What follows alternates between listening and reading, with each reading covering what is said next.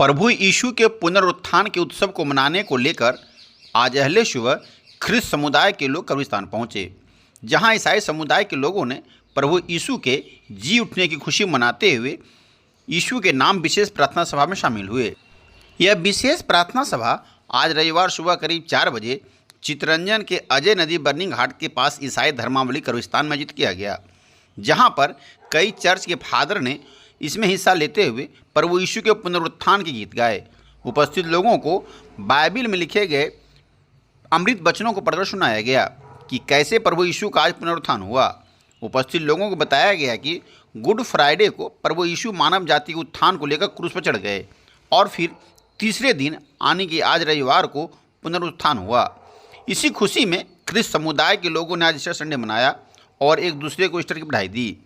इस दौरान ईसाई समुदाय के लोगों ने अपने पूर्वजों के कब्र पर कैंडल जलाकर फूल भी चढ़ाए।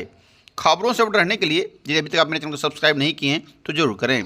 खास करके वैसे लोग जो मेरे चैनल को पहली बार देख रहे हैं उनसे आग्रह है कि वे चैनल को जरूर सब्सक्राइब कर लें ताकि हर खबर आप तक पहुँच सके। वीडियो यदि फेसबुक पर देख रहे हैं मेरे फेसबुक पेज को भी लाइक करें और हाँ, बगल में घंटी वाला आइकन बटन को जरूर दबा दें ताकि सबसे पहले हर न्यूज़ की नोटिफिकेशन आपको मिलता रहेगा। ईस्टर संडे मनाते हुए फादर बादल खालको एवं एमलिन गुड़िया क्या कुछ संदेश दे रहे हैं उनसे आप लोग भी जरूर सुनिए। क्या प्रोग्राम था आज का? आज यीशु मसीह के जी उठने के संदर्भ में यीशु मसीह को जैसे कि गुड फ्राइडे हम लोग मनाए तो उसमें यीशु मसीह को क्रूसित किया गया था आज से 2025 साल पहले, और ये उसका क्रूसीकरण उसके परमेश्वर की योजना में शामिल है। मतलब मनुष्य जाति के लिए उद्धार या मोक्ष के लिए कोई रास्ता बचा नहीं। और लोग बलि चढ़ाते थे। बलि भी क्या चढ़ाते थे? जानवरों की बलि चढ़ाते थे, जो हर धर्म में आपको मिले। लेकिन जानवरों की बलि चढ़ाना ये औचित्य इसका नहीं है, ये जस्टिस नहीं है। जब इंसान गुनाह किया है तो इंसान को ही इसका दंड मिलना चाहिए, और इसी दंड को उठाने के लिए यीशु मसीह को अपने आप को कलवरी क्रूस पर जाना पड़ा। और इसकी भविष्यवाणी भी यशायाह नबी ने भी कर दी थी कि हमारे सारे अपराधों और धर्मों का बोझ को यीशु मसीह को वहन करना पड़ेगा। और इसीलिए गुड फ्राइडे में हम लोग इसको मनाएं। और तीसरे दिन जैसा कि यीशु मसीह ने कहा था कि तुम इस मंदिर को ढा दो, मतलब मेरे शरीर को ढा दो, मैं उसे 3 दिन में खड़ा कर दूँगा। ये बाइबल बतलाती है। और सही में 3 दिन के बाद यीशु मसीह फिर से जी उठा, और उसी जी उठे यीशु की आज हम लोग इबादत या पूजा या आराधना करने के लिए यहाँ पर हम लोग इकट्ठे होते हैं। तो सर्वप्रथम मेरी ओर से सबों को इस पुनरुत्थान के लिए ढेर सारी शुभकामना।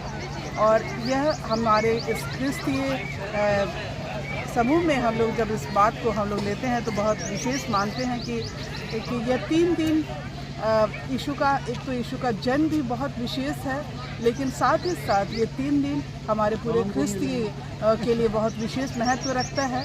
और वो एक दिन है गुड फ्राइडे का, जहाँ यीशु एक निर्दोष होकर के, क्योंकि 3 ऐसे व्यक्ति थे जिन्होंने स्वीकार किया कि सच में यह किसी प्रकार का दोषी नहीं है, लेकिन एक दोषी व्यक्ति ना होने के बावजूद भी उसको सहना पड़ा। और यह हम लोग विश्वास करते हैं कि वह हमारे ही पापों के कारण ही उसे हर एक दुखों को सह लिया और बहुत दीनता के साथ। और दूसरा दिन जो शनिवार का दिन है, जहाँ एक तैयारी का दिन है, जहाँ लोग बहुत ही दुख में और तकलीफ़ में अपने आप को सोच रहे थे कि अब क्या होगा, कि अब यीशु की मृत्यु हो गई। बहुत निराश में थे क्योंकि बहुत दर्दनाक मौत का सहन करना पड़ा।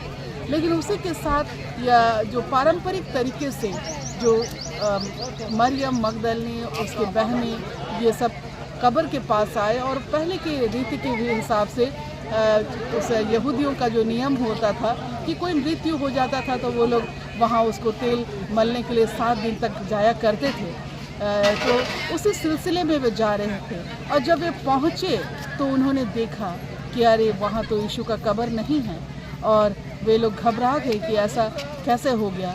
लेकिन यीशु ने पहले ही कह दिया था कि मैं फिर जी उठूँगा, और उसने अपने वचन के आधार पर ही वह जी उठा है। और आज जो हम इस कब्रिस्तान में जुटे हुए हैं, हमारे जो प्रिय भाई और बहनें, माता पिता जो जिसकी भी मृत्यु हुई है, तो उस मृतक व्यक्ति की पूजा सेवा के लिए हम लोग नहीं उठे, लेकिन इस आशा और भरोसा के साथ हम लोग आए हैं कि जिस प्रकार से यीशु का जी उठना हुआ है, हम इस विश्वास से आते हैं, उस जी उठने का एक सेलिब्रेशन हम लोग मना रहे हैं और साथ ही साथ एक गवाह दे रहे हैं, क्योंकि यीशु ने कहा कि जैसा मैं जी उठा हूँ तुम लोग भी जी उठोगे।